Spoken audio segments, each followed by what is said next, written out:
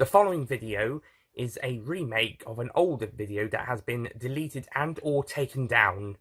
This video is to replace the older video and is not to be considered a new video even if it is advertised as such, but is to be counted as how the original video was counted. Please enjoy the video. I tell you, Doctor, it's the real McCoy. Did you say the real McCoy? Yes! It's Sylvester McCoy month here on Whoniversals, and we've got all the Sylvester McCoy 7th Doctor treats coming up for you, and already gone in some videos his case.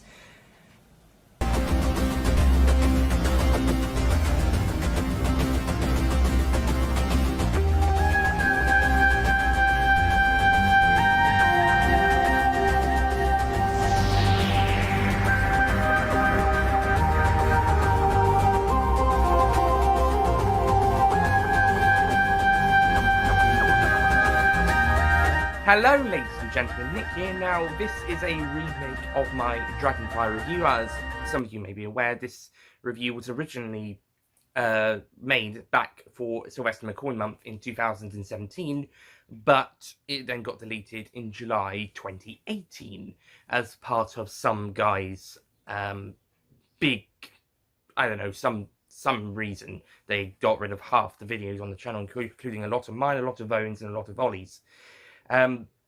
Also, this review was made before the Silver Nemesis one came out, but it was before the Silver Nemesis one, but it came out afterwards due to editing issues with the original.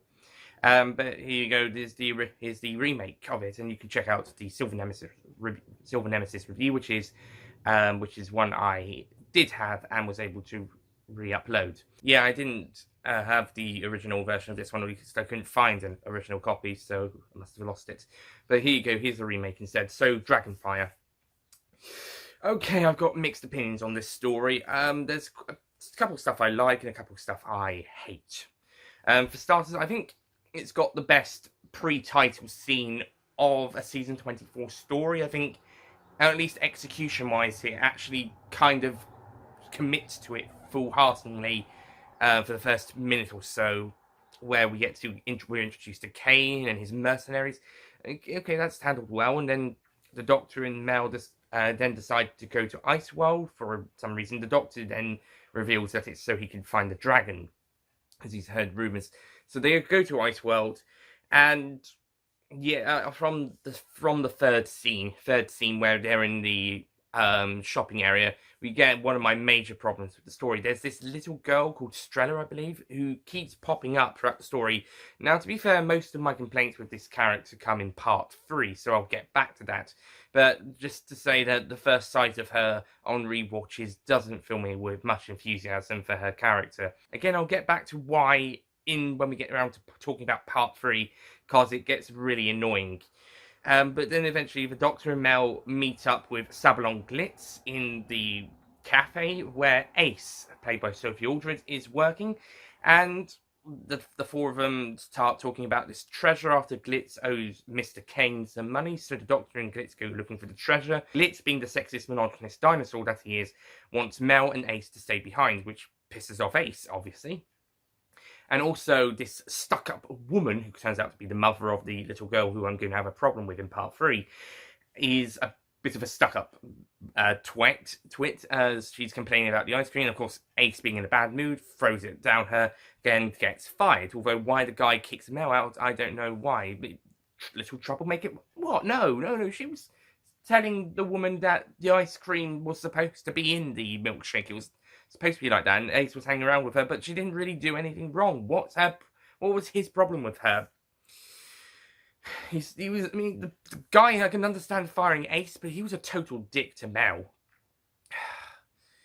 Thankfully, Ace got to throw some milkshake on top of him. That was satisfying enough, but I'm still pissed off of his treatment of Mel. I mean, Mel's not the most likeable character, but he doesn't have to treat her like that. You can see why he did it for Ace, because he was firing her over what she did, but not Mel. That kind of annoyed me for some reason. So Mel and Ace then go back to Ace's quarters, and of course Ace is in a extremely bad mood over all of this, and we start to find out that she was a girl from 20th century Earth and had done a time experiment in her room, and she's a bit of a wreck. A bit of a wreck. She's a bit of a wreck, having caused so many problems for herself and other people, and having a hatred for her parents. And you can tell she's not had a very nice life, and she's a bit roughed up, and she's really annoyed about that, and kind of takes out on Mel in a few places. Eventually, they go on and try and fix this sort of problem they have out somewhere that's having something's having some problems, and she uses some of her homemade nitrate-9 on it. And yeah, that was a good bit. Although, why does Belak arrest the two girls when she comes to investigate the scene? I don't know why. In fact, this whole bit with them going to see Kane and realizing all this stuff, it's kind of a bit forced, actually. Kane wants Ace to join him, but why? And why doesn't he offer the same to Mel? Or is she just too old? And again, why were they arrested in the first place? For starters, they were helping, and second of all, they were just arrested on the spot without even asking, "Oh, what have you done? What are you doing here?" No, they're here, arrest them. What? They're trespassing or something? And then it's just a bit contrived with that bit with Kane. It doesn't work, and eventually they escape, just about, and then they see the dragon in a kind of a bit of a forced cliffhanger. Oh, but what's even worse, the actual cliffhanger. Oh, for fuck's sake. Okay, the Doctor and Glitz have been investigating the next couple of levels down, and they found this sort of ice foresting, and eventually the Doctor's decided to climb over a cliff and just dangle from his umbrella. What did he think he was trying to get down? In fact, by the looks of it, they do have to climb down that cliff. But what the hell was he thinking by just doing that without any context? And he's just hanging onto his umbrella, and it's the worst cliffhanger of the entire series, because he has no reason to do that. At least the Death to the Daleks Part 3 cliffhanger, at least the Doctor has a reason for doing that. You just have to wait till next week to find out. But here, if it was just trying to climb down, it's a very stupid way of doing it. What's made it even worse is, in the name of the Doctor, Clara is supposed to come to his rescue, but all she does, she runs to this closed door, starts banging on it, and he's just still hanging onto his umbrella, and it's still Glitz who has to save him. Of course, that's a problem with Name of the Doctor, not with Dragonfire, but it's still shit. It's still relevant, and it's still annoying. Banging on a door will not save the Doctor, Clara. But again, that's a problem with Name of the Doctor. But yeah, I thought Glitz had come to the Doctor's rescue a bit sooner, but it turns out no, he dilly-dallies for a few seconds. Ultimate Foe rescue attempt, this is not. As Ultimate Foe, Glitz did try to save the Sixth Doctor when he was drowning in the mud. So, yeah, he's not really that helpful with our new Doctor. He kind of takes to him well, or at least as well as the other one, but yeah, I don't know. He's kind of a bit less likable with this story than he was in Trial of a Time Lord. It's nice to see him back, though. Eventually, they find the dragon and stuff, and Ace and Mel join them, and Kane unleashes his plan. The Doctor and Glitz do and try to get Glitz's ship back, so the Doctor's going to have the map to go investigating, but they have to stop Belak. And yeah, it gets a bit complicated. You get confused all over the place. Eventually, they all find the treasure, although Belak is killed. And for some reason, because she and one of the other guys plan to kill Kane and make his temperature rise. But when he wakes up, he then sees the other guy. He asks, "Who has been tampering with my system? Who?" And then he just kills the guy without actually getting an answer out of him.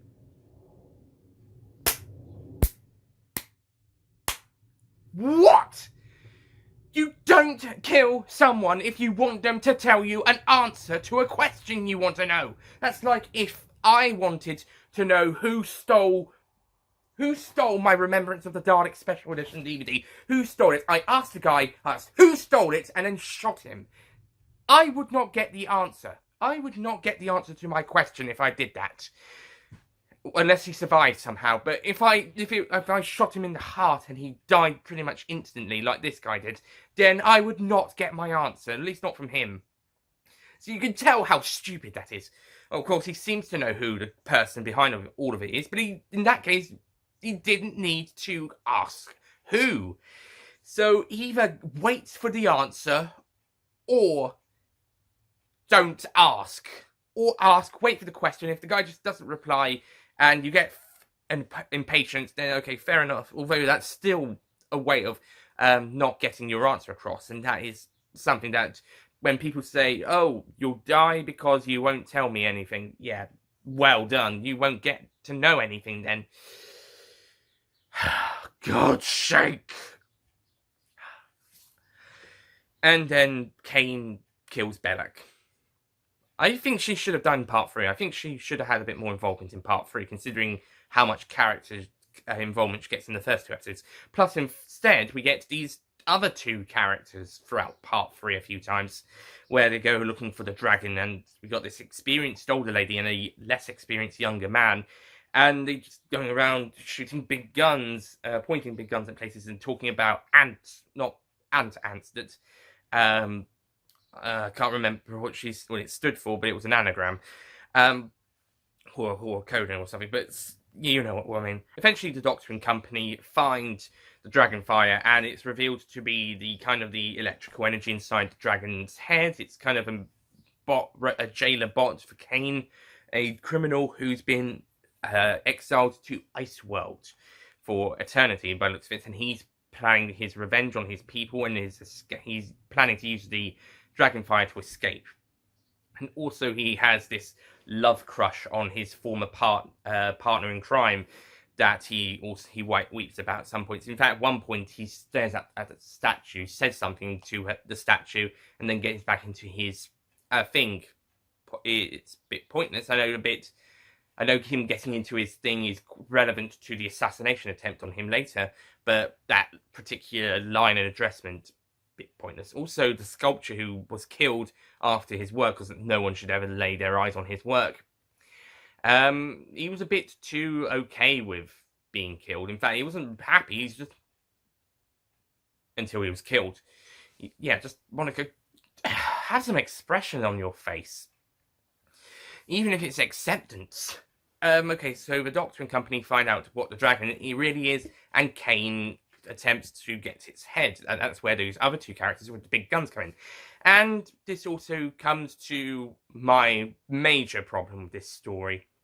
So Cain orders his cronies to cause terror throughout Iceworld, which includes killing that dick cafe guy. And they spread terror throughout Iceworld when people go to the Nosferatu, who gets on board it, and they are then killed, apart from a few lucky people, such as stuck-up nosed woman at the end, and her daughter, Strella, who... Holy shit, this story really, really couldn't have enough runtime for 3 parts. This story didn't have enough runtime for 3 episodes. I mentioned in my Delta and the Bannerman review on my Retro channel that I think that story could have been okay at 4 parts. Or longer episodes, or half an hour maybe, so it could slow down some of the quicker events. There was quite a lot going on. In this story, there just seems to be scenes of absolute nothing that just wasted time. Several nice little shots of Iceworld, but they're just taking up their time. And then in part 3, we get Strella. God, I think it's Strella. I might be wrong, but I might be thinking of the character from Armageddon. Not Armageddon, in fact, Andros of Tara, who is also called Strella. But, my God, we get so many scenes with this little girl. I mean, for starters, we'll go in just after the terror on Iceworld. Then we get a scene of her having a milkshake, for some reason. Then she goes off somewhere, and then she's found by those 2 guards with the big guns, and the dragon picks her up and takes her back into the cafe area. They say bye, and then she somehow... eventually wanders around into Cain's place. How does she do that? How does she get to Cain's place and even hangs around in his area? Wouldn't the other characters, Cain, the Doctor, Mel, Ace, Glitz, wouldn't they have noticed her in those scenes, maybe? Especially when it comes to the hostage situation. Wouldn't they have known about her? She's not even doing anything. At one point, she puts her teddy to bed just for no reason. Eventually, she gets back to the frozen section where the TARDIS is, and her mother finds her. And what I hate the most is that she gets a Garonway from Delta and the Bannerman style final shot of the story where she's watching the TARDIS dematerialize and she's smiling. Like how Goronway looked up to the sky and smiled at the end of Delta and the Bannerman. No, Goronway earned that because he was a likeable character. He didn't really do that much in that story, but he was a likeable character. I liked watching him on screen when he was there. Even if he didn't do an awful lot, he was still likeable to watch. This little girl pisses me the hell off. I think she's the worst character of the entire season. Jesus fucking Christ. We didn't even need half of those shots. We didn't need any of those shots. She could have had her hidden under the table, and then maybe she makes her way back to Iceworld, where her mother picks her up. That would have worked fine. Otherwise, cut her all completely. Jesus fucking Christ. And the whole fact that the dragon looks after her for a little bit is also stupid. You know, I can forgive that bit, but then the bits afterwards just... No! We don't need them! Stop wasting our time! Okay, what about the rest of part 3? The Doctor tries to go with the Dragonfire to do something, or to look at star charts, and he eventually realises that Kane's made a mistake about his planet. Then Glitz goes to try and get to his ship to get some stuff from it. However, it takes off and then explodes without him, breaking his heart. We see Stuck-Up Lady around that point as well, asking where her daughter is. I'll tell you where your daughter is. She's somewhere else. You're a terrible mother. Look, you're not paying attention to her, and you don't really care that much. And she's doing some fucking around on one of the other lower levels. Maybe with that dragon. Maybe in Kane's base. Maybe she's still at that cafe. For all we know, she's all over the place, as I just mentioned. But yet, at least show some concern. Idiot.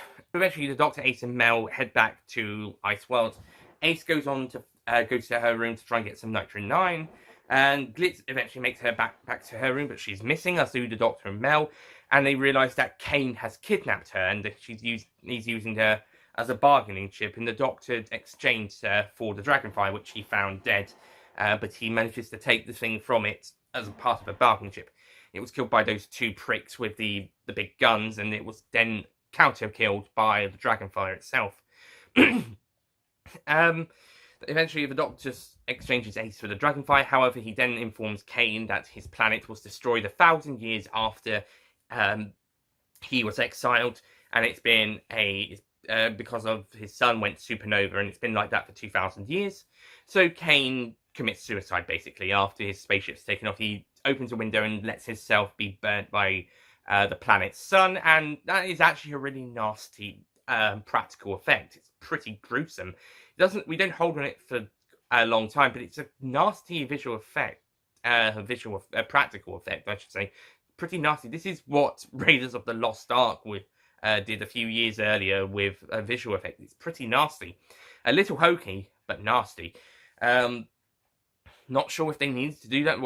I don't know if they could have done a visual effect or something, but they've got balls for doing that nasty effect.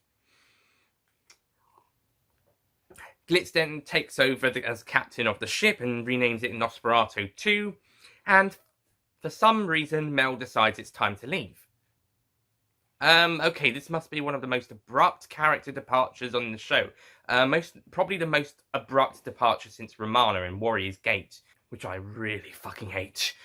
And yeah, she just decides it's time for her to go, and the Doctor's understandably he's sad, although he wouldn't let her have her peace, which is a bit selfish. Sixth Doctor, I can understand doing that, but not the seventh. But, oh well, she leaves, and she goes off with Glitz to make sure he doesn't get into trouble. Do you think she starts to kind of had a bit of a romance with him? I mean, it's not implied, but could that be theorized? Maybe not. Maybe she's going to be more of a motherly figure, perhaps. Again, it's open for speculation. And she insists the Doctor suggests the Doctor takes Ace with him and takes her home via traveling the universe. So the Doctor invites Ace on board the TARDIS as his new companion, and they head off back to Perivale in time for tea via the 12 galaxies and several more galaxies by that. Okay, so Dragonfire, to summarise. Oh, and that little girl pops up and her mother picks her up and that final scene happens. But summarise, okay, Dragonfire has quite a few good things going for it. At the same time, there's some really, really stupid stuff as well. At the same time, cliffhanger of part 1 is ridiculous. The whole Ace and Mel having to meet Kane thing is contrived and annoying as hell. I think they should have held off Belloq's death until part 3, and Kane's reaction to his heat awakening is ridiculous. And whilst that practical effect at the end of his death is nasty and brave of them to do that, it does look a bit hokey and clunky, and it may have been better to do a visual effect. And so just some of the dialogue isn't that great, and the characters are just a bit prickish to each other, and it's just a bit annoying in places. It can be annoying to get through. Some of it's pretty good, but it can be a bit annoying. And like I said, Strella, the little girl who fucks around throughout part 3 for absolutely no reason and just pulls her attention away from everything else. See previous rant. And also those other nice little shots of Ice. Yeah, they're nice, but they go on for a while, and it feels like this story didn't have enough for 3 parts. And what's made worse is that Mel deciding to depart is a bit abrupt, and I think it could have been handled a bit better. Maybe you could have used the time for that instead of Ice World shots or stupid little girl running around doing absolutely nothing for no reason. Could have done that. But no, it's got to do those bits, and it's got to have an abrupt ending for Mel. Most abrupt ending for a companion since Romana. At least Nissa's was kind of made sense when in Terminus, when she decided to leave to look after the Lazarus patients. It made sense. And Tegan, her departure reason made sense as well. Turlock's made sense. And yeah, it doesn't quite work. Even Perry's abrupt surviving her death and marrying Eukarnos, even that was better.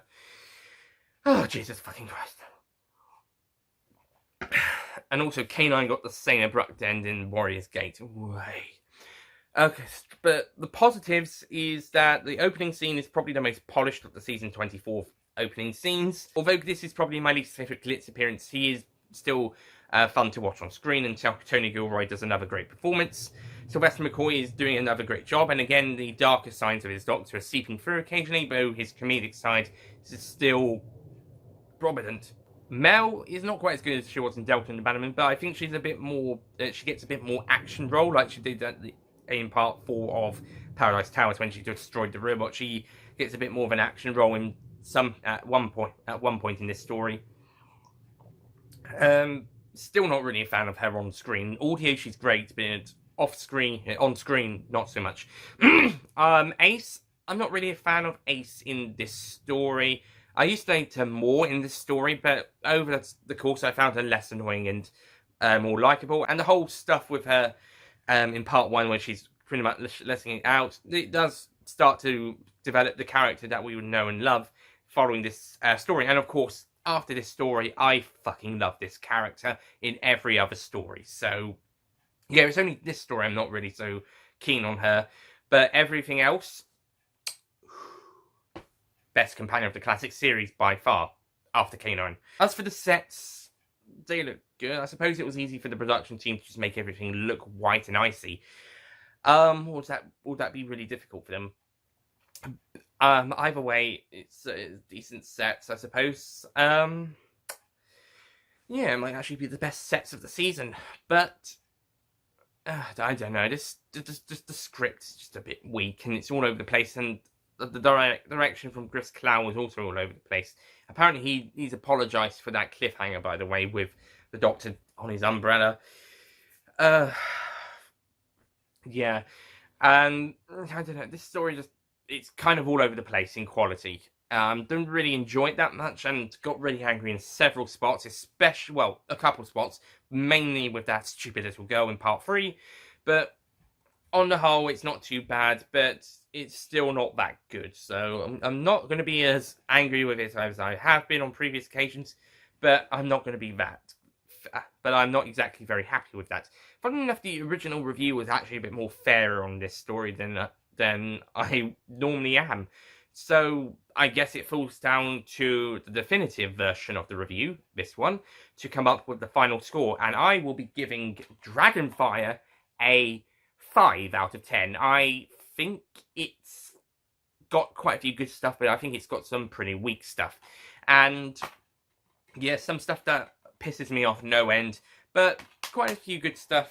And yeah, it's definitely a story you need to check out, especially if you're an Ace fan and you want to know where she starts and what's the deal with her and all that. So yeah, that's Dragonfire. That was Dragonfire. On the plus side, the next story is this beauty, so that's good. Anyway, thank you for watching this review, and I'll see you guys next time. Goodbye.